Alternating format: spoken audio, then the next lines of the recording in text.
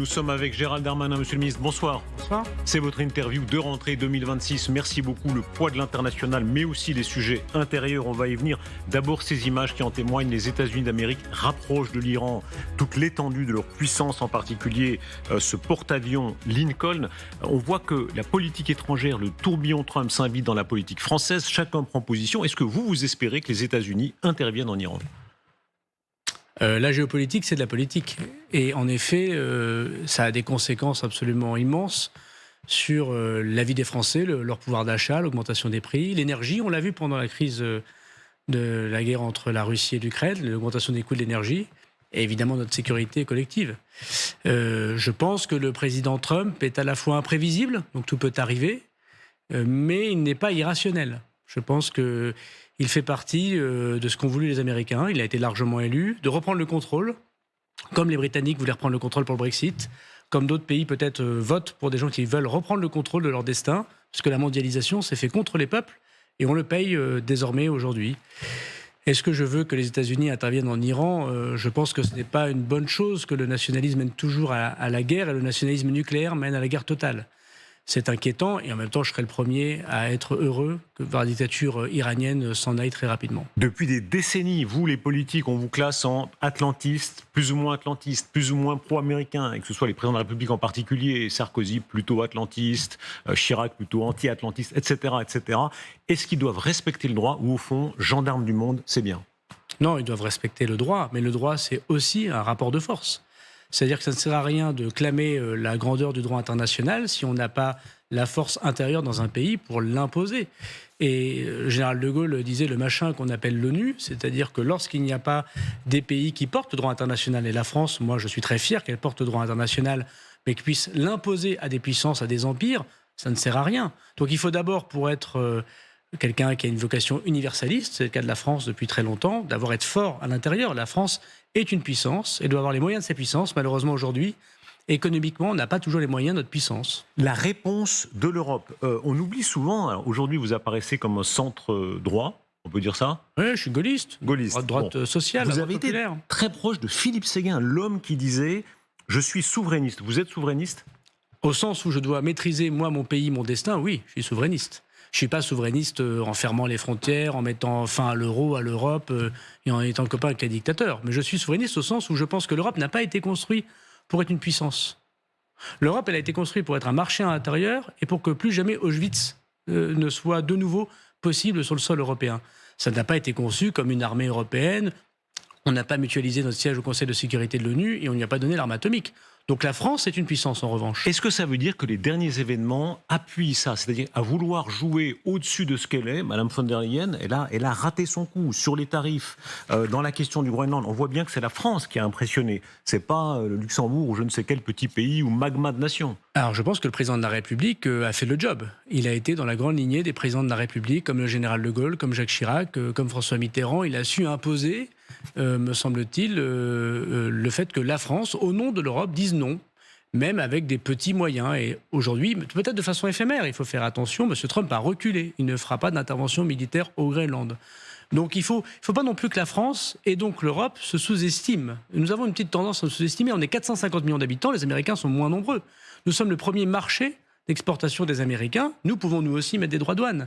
Et nous avons, nous, la France, la puissance de dire non, parce qu'on a la dissuasion et parce qu'on a une industrie d'armement.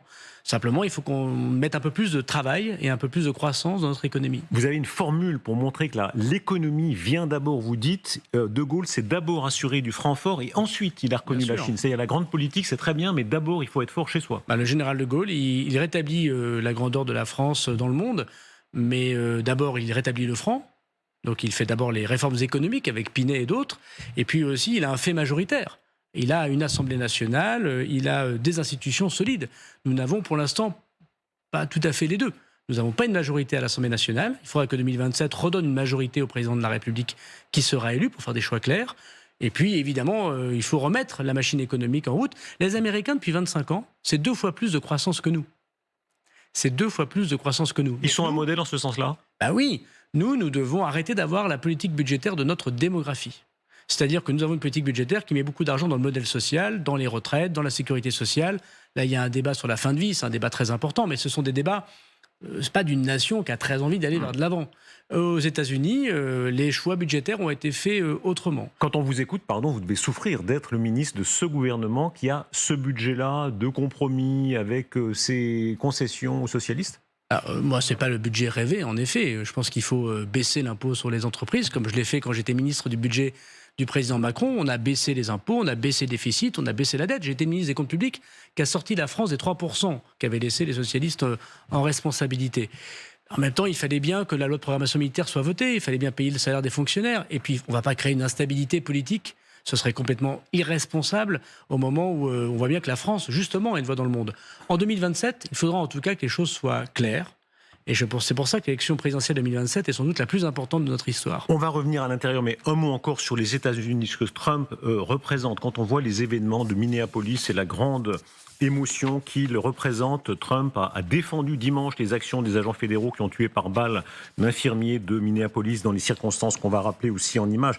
L'État policier américain, depuis Bush, la NSA, Guantanamo, les moyens illégaux, Obama a continué ça, Trump continue ça. Quelle leçon vous tirez de tout ça pour les excès en un sens ou dans l'autre dans la lutte contre l'immigration? Quand les partis de gouvernement ne prennent pas en main les vraies questions que se posent les peuples, et notamment le peuple français se pose des questions notamment sur l'immigration aujourd'hui, eh bien on laisse à des extrêmes, à des populistes, soin de faire croire que tout ça est simple. Mais on voit que les solutions simples donnent malheureusement des drames. Je crois qu'il faut que nous puissions empêcher ça. Les Amériques, c'est toujours ce qui va se passer dans quelques années, technologiquement et peut-être politiquement. Donc par exemple, sur la question de l'immigration, il faut pouvoir répondre aux besoins de notre peuple, de comprendre ce qui se passe, de mettre des quotas, enfin, dans notre droit, sans doute, de demander au peuple, moi je suis favorable, la Constitution aujourd'hui ne le permet pas, mais je suis favorable à demander aux Français chaque année, ou tous les 2 ans, tous les 3 ans, ce qu'ils veulent pour l'immigration dans notre pays. Et puis ça nous évitera aussi de confondre immigration et musulmans, qui nous mène à la guerre civile. Nos compatriotes musulmans subissent énormément aujourd'hui d'attaques parce qu'on a l'impression, grosso modo, qu'on ne maîtrise plus rien. Et donc il faut reprendre le contrôle. Vous savez, ce qui se passe dans le monde, c'est que les peuples demandent à ce que les politiques reprennent le contrôle. C'est pour ça que M. Trump a plu au début. Tiens, il fait un executive order, un décret, et il change des choses. Nous, on a loupé ça, parce que nous, quand on parle, malheureusement, la parole n'est pas performative, comme on dit. Elle n'est pas efficace. Alors, j'ai l'impression de faire l'inverse. L'impôt à la source, on m'a dit que c'était impossible, je l'ai fait. Les Jeux Olympiques, le président de la République m'a demandé d'organiser une grande cérémonie d'ouverture sur la Seine. Je pense qu'on a vu que les Jeux Olympiques, on a réussi à les faire dans des conditions pour être fiers de la France. Les prisons de haute sécurité, en 7 mois, c'est fait. Donc j'ai l'impression de me battre contre cet impossibilisme. Mais malheureusement, collectivement, nous montrons plutôt une efficacité. Les choses bougent en Europe. Au Danemark, c'est très intéressant le Danemark. Madame Frederiksen, alors les progressistes l'adorent parce qu'elle est anti-Trump dans l'affaire du Groenland, mais en politique intérieure, elle est très à droite. Par certains côtés, elle est aussi à droite que le RN, si ce n'est plus. Elle veut durcir la politique migratoire. Elle veut les hubs de renvoi des migrants hors de l'Union européenne. Beaucoup disaient, quand Madame Meloni le faisait, c'était quasi fasciste. Est-ce que vous êtes favorable à cette mesure ? Moi, je pense qu'on peut regarder comment les Européens organisent l'immigration à leurs frontières, bien évidemment. Simplement, tous les exemples, qu'ils soient d'ailleurs britanniques, parce que c'est sur ça qu'ont été élus aussi les conservateurs, que ce soit aussi l'Italie, finalement, n'ont rien donné. C'est-à-dire qu'il n'y a toujours pas un étranger qui est passé par ces hubs. Donc il faut faire attention aussi à ces discours. Mais la France est contre. En gros, la position officielle de la France, c'est plutôt contre. Les Italiens sont pour, les Danois sont pour. Je ne vous dis pas que je suis contre. Je dis que si on avait une politique déjà de visa commune, ce serait pas mal. Parce que quand j'étais ministre de l'Intérieur, nous avons baissé drastiquement les visas donnés aux Algériens, aux Tunisiens, aux Marocains. Et l'Italie, comme l'Espagne, donnait des visas Schengen et on se retrouvait gros gens comme devant. Donc il faut d'abord une politique de visa commune. Mais moi, personnellement, je suis très pragmatique. Si on arrive à trouver quelque chose qui respecte la dignité de l'homme et qui empêche en effet d'être une passoire, c'est important. Cependant, depuis 1 an, on a 25% d'immigrés en moins sur le sol européen.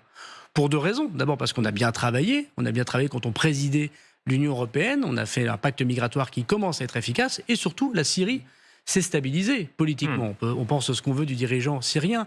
Mais nous avons eu une immigration syrienne, l'Allemagne et la France, qui continuait indéfiniment à venir. Quand le régime de Bachar al-Assad est tombé, on a beaucoup moins, 25% de moins d'immigrés, dont essentiellement des Syriens, qui viennent en Europe. Donc le sujet, c'est pas tellement comment l'Europe met des barbelés autour de ses frontières, c'est comment on stabilise le monde, et les Américains sont plutôt en train de nous les déstabiliser. On a l'impression de deux extrêmes. Aux États-Unis, cette politique hyper policière avec le président Trump qui chauffe en quelque sorte sa politique anti-immigration, et ici en Europe, en France, même le nombre de clandestins a l'air un peu mystérieux. Le ministre de l'Intérieur était dans notre émission il y a quelques mois, il n'avait pas l'air très au clair sur combien il y a d'illégaux en France. Bien sûr, ils sont cachés, les clandestins. Il y a entre 600 000, combien ils sont entre 600 000 et 800 000 immigrés irréguliers. C'est énorme. En Angleterre, ils doivent être 1,3 million, 1,4 million.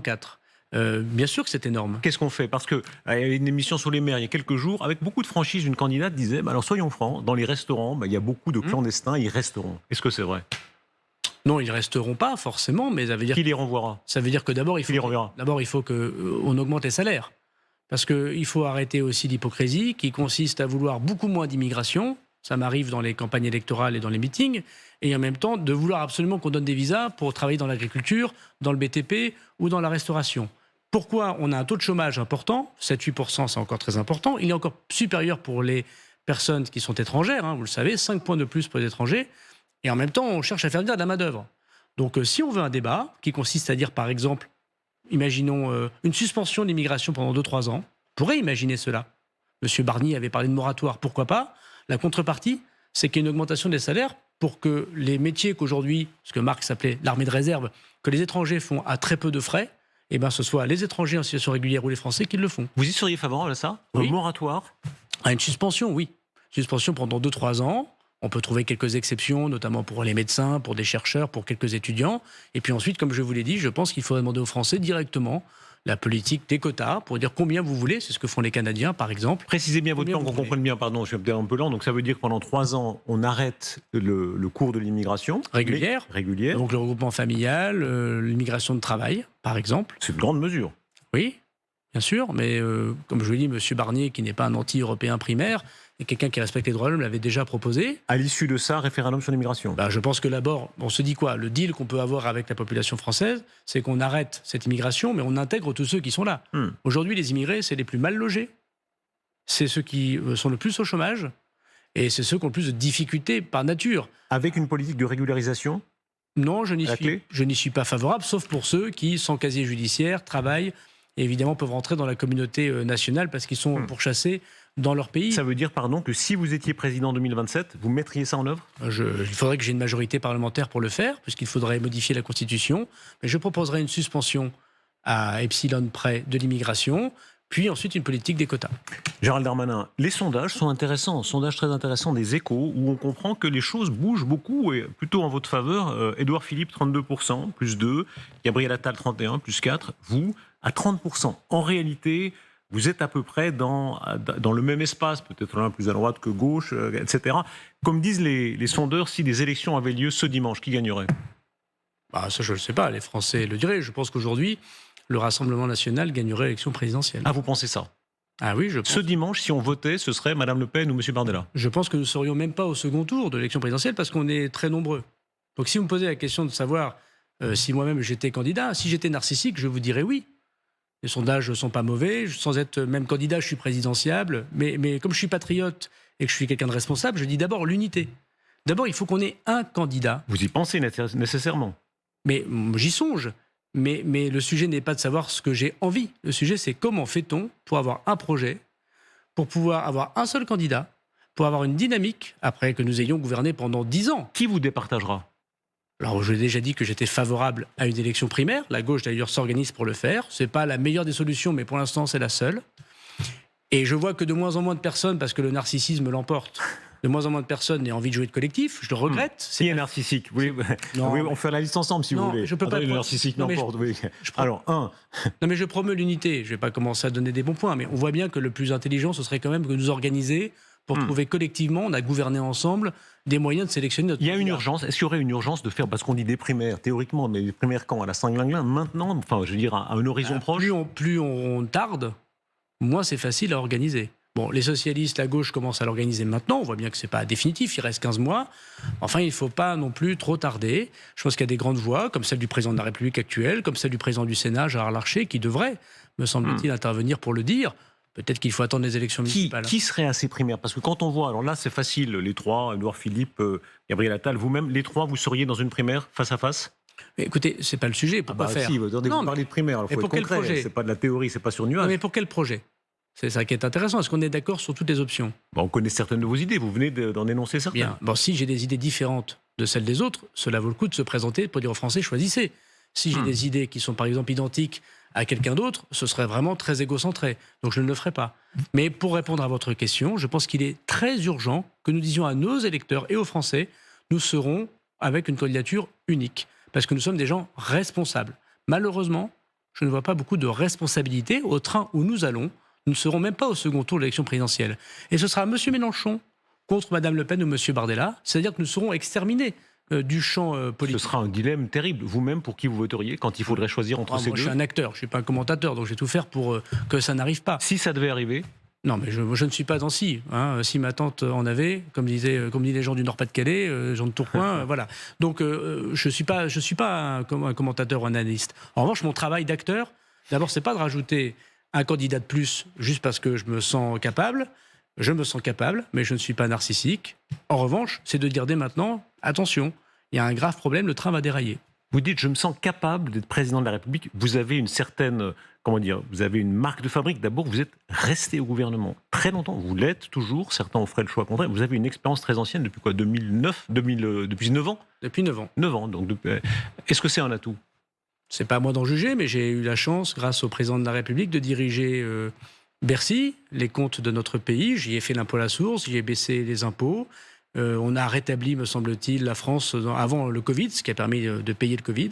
Ensuite, à l'intérieur, où, comme je vous l'ai dit, j'ai organisé les Jeux Olympiques pendant 4 ans. C'est une fois par siècle. C'est pas... Et là, il ne s'est rien passé d'extrêmement dramatique. J'ai su protéger les Français dans l'ordre républicain, en ayant confiance dans les policiers et les gendarmes. Et au ministère de la Justice, depuis 1 an, je porte des réformes que je crois que personne n'avait fait auparavant, notamment contre le narcotrafic, mais aussi dans la protection de l'enfance. Parce que l'un des scandales, et je pense que c'est ça aussi que se joue la présidentielle, ça se joue sur l'humanité. L'un de nos scandales, c'est les enfants de l'aide sociale à l'enfance. On a 400 000 enfants. La République peut avoir honte de ça. Et là, pour le coup, je pense qu'on peut dire, je m'excuse, en tant que responsable politique, il y a 400 000 gamins et gamines qui sont abandonnés dans des foyers. Il y a des décisions de justice qui disent ils sont violés, ils sont torturés par leur famille. On n'arrive toujours pas à les placer. Donc là, je porte avec Mme Rist, dont je souhaite d'ailleurs la réélection, un projet de loi très important. Et donc oui, je reste au gouvernement pour lutter contre le narcotrafic, pour faire des prisons de sécurité et pour protéger les enfants. Est-ce que ça me sera reproché? Nous verrons bien. Ça veut dire que vous resterez jusqu'au bout? Vous pouvez rester jusqu'au bout, jusqu'en mai 2027? Vous savez, c'est une forme de couple. Hein. Quand on est au gouvernement, le président de la République doit être d'accord et nous-mêmes, on doit être d'accord.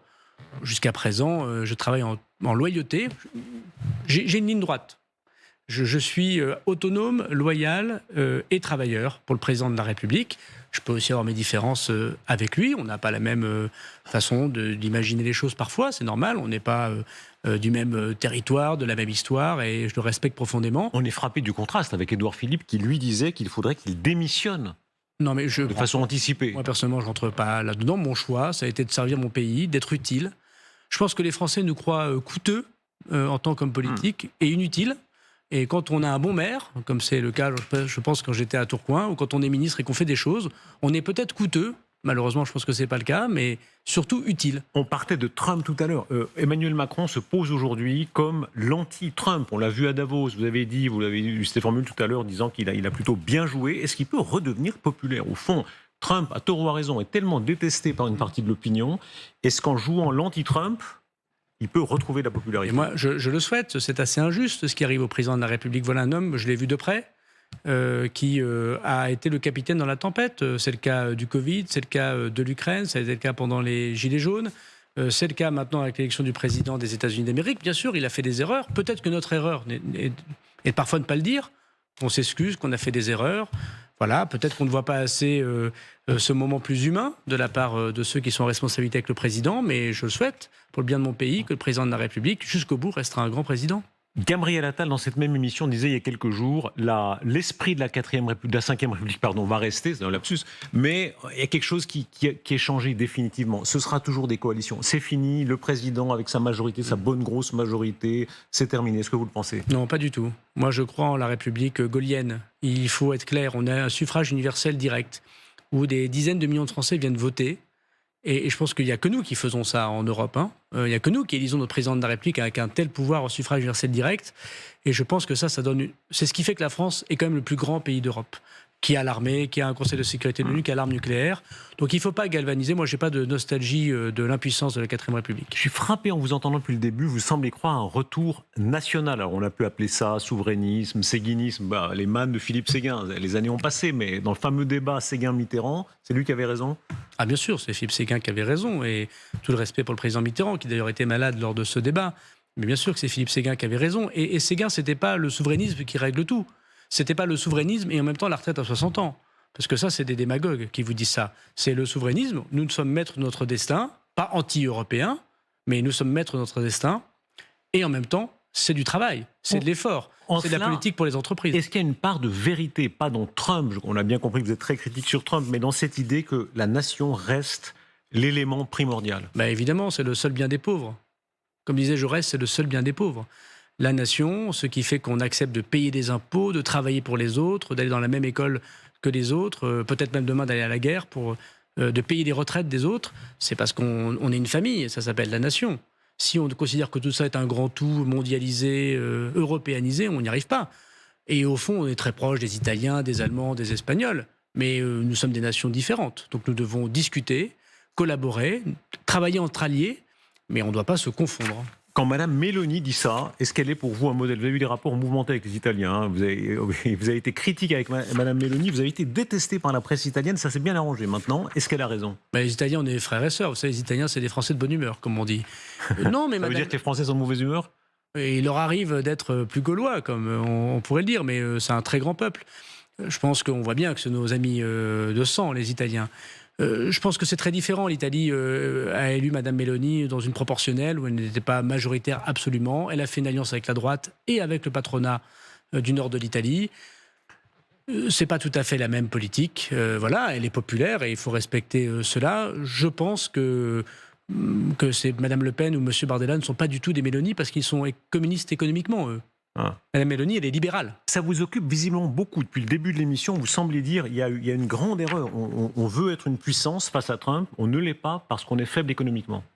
Je pense que si on veut être puissant, il faut se donner les moyens de sa puissance. Et je pense que dire il faut rétablir les comptes publics ou avoir un objectif de déficit, ce n'est pas un but en soi. Il faut expliquer aux Français pourquoi c'est important, comme on l'a fait dans notre histoire. Est-ce que ça voudra dire qu'en 2027, si vous êtes candidat, vous serez monsieur rigueur, que vous oserez dire, parce que c'est pas facile de faire campagne sur ce thème-là, hein, de dire il va falloir une forme de rigueur? Non, je pense pas. Je pense pas que ce soit en faisant pleurer le peuple qu'on y arrive. Je pense qu'il ne faut pas plus travailler, il faut que tout le monde travaille plus. C'est très différent. Il y a beaucoup de gens qui travaillent énormément et qui en ont marre qu'on leur dise il faut travailler davantage. Eux, ils travaillent déjà beaucoup, beaucoup. Mais il y a plein de gens à côté qui travaillent pas assez. Et eux, il faut les faire travailler. Et deuxièmement, il faut faire des choix budgétaires qui sont des choix d'avenir. Notre énergie nucléaire, l'IA, les nouvelles technologies de manière générale, la stratégie de l'autonomie de la défense, notre industrie de défense, et mettre moins d'argent dans notre modèle social. De ce point de vue, c'est un discours qui est en effet très difficile électoralement. Mais je pense que les Français sont prêts à entendre, après leur mouvement à Birato, ce discours qui les prend pour des gens intelligents, ceux qu'ils sont. Il y a eu beaucoup de concessions qui ont été faites à la gauche, notamment des milliards d'impôts. Est-ce qu'il faudra revenir sur tout ça? On comprend bien votre calcul. Vous dites, au fond, la stabilité fait qu'il faut supporter ça. C'est dur à supporter, visiblement.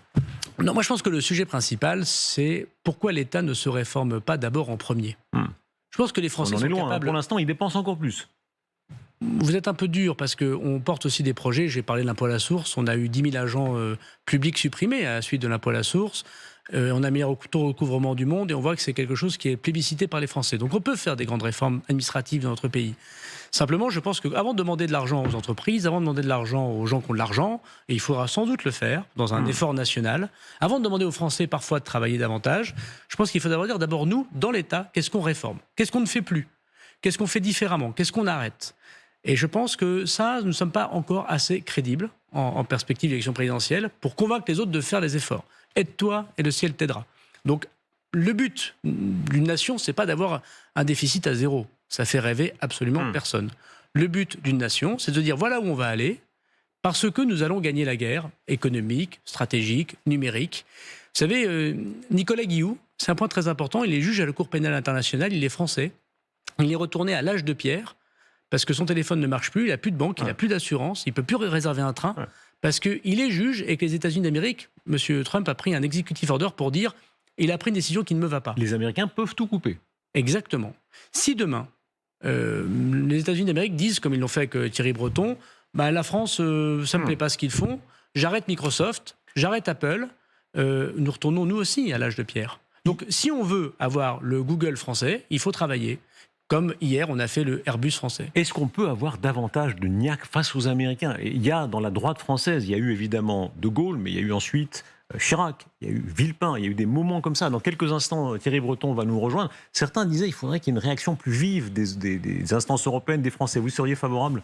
Oui, sans doute. Et si M. Trump, si M. Trump avait fait ses droits de douane, parce que nous avions une position diplomatique particulière sur le Groenland, il aurait fallu faire pareil.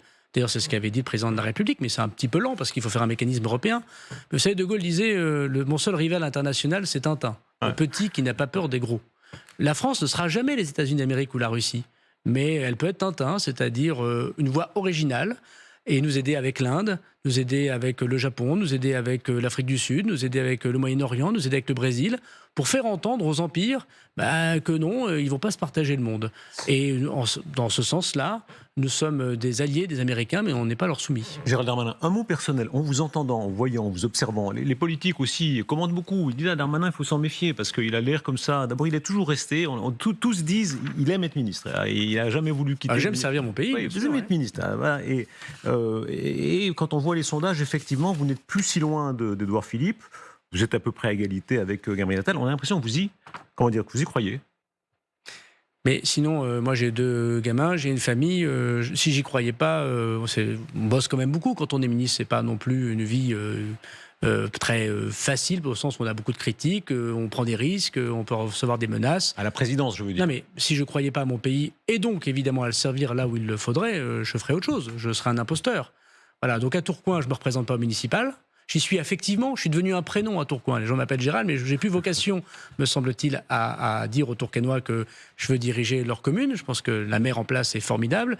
Mais en revanche, je dis aux Français que oui, on peut travailler, continuer à travailler ensemble. Et le meilleur, je le soutiendrai. Et s'ils pensent que nous devons ensemble travailler pour quelqu'un d'autre, je le ferai. Gérald Darmanin, vous êtes d'abord le garde des Sceaux. Tout à l'heure sur notre antenne, le mari de Marie-Thérèse Bonfanti, cette affaire qui a ému tant de gens, intervenait. Malgré les aveux du suspect en 2022, la Cour de cassation estime que le meurtre de Marie-Thérèse Bonfanti en 1986 est prescrit. Et vous allez entendre son mari qui fait appel à vous, et à la politique en général, en disant mais il faut revenir sur une telle prescription. Écoutez-le, vous pourrez lui répondre.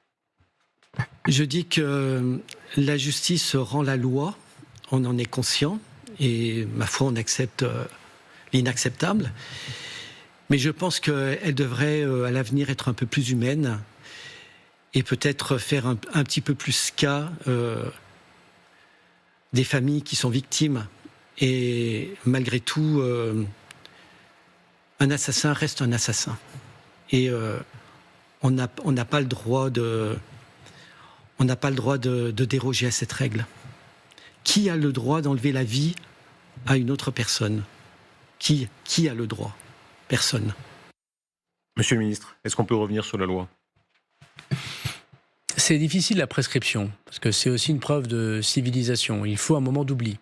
Mais je suis favorable à revenir sur la prescription, d'abord pour les crimes envers les enfants, les crimes sexuels. D'ailleurs, j'ai porté, avec Aurore Berger, un texte qui, en ce moment, est au Parlement, qui interdit désormais la prescription pour qu'il soit imprescriptible.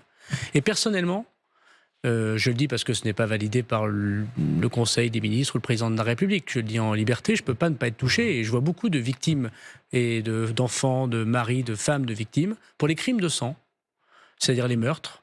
Au moment où nous avons des technologies qui nous aideront demain et après-demain à remonter plus vite, plus vieux dans le temps, je porte d'ailleurs la généalogie génétique dans la loi que je présente. Oui, je suis favorable à mettre fin à la prescription pour les crimes de sang. C'est une question très difficile parce que, voilà, elle pose, on n'a pas le temps ici des débats de juristes, donc des débats de civilisation, mais moi je suis pour les crimes de sang, pas pour revenir sur la prescription en général, vous l'avez compris. Je suis favorable à revenir sur ce point. Gérald Darmanin, un mot encore avant de recevoir Thierry Breton qui s'approche de ce plateau sur ce qui s'est passé à Crans-Montana, la tragédie avec les victimes suisses, mais aussi les victimes françaises, les victimes italiennes. Il y a une différence de réaction entre la France. Le président de la République a vu les familles des victimes, mais il n'a pas du tout le même ton que Mme Meloni, qui est extrêmement dure. Elle a fait des tweets où elle marque son indignation, celle du gouvernement, celle de l'Italie, face à la décision du tribunal des mesures coercitives en Suisse de libérer, moyennant un versement Jacques Moretti. Elle parle d'une grave offense et d'une blessure supplémentaire infligée aux familles des victimes de la tragédie. Quelle est la bonne position ? La position, évidemment, devant le drame absolument ignoble, et tout le monde se projette sur ses propres enfants. Donc évidemment, c'est extrêmement terrible.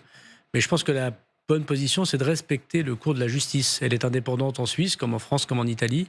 Et de manière générale, on peut être en désaccord avec des décisions de justice, on peut le dire, Mme Meloni a le droit de le dire si elle le souhaite, mais il faut respecter les décisions de justice. La justice indépendante, c'est la garantie d'un État démocratique.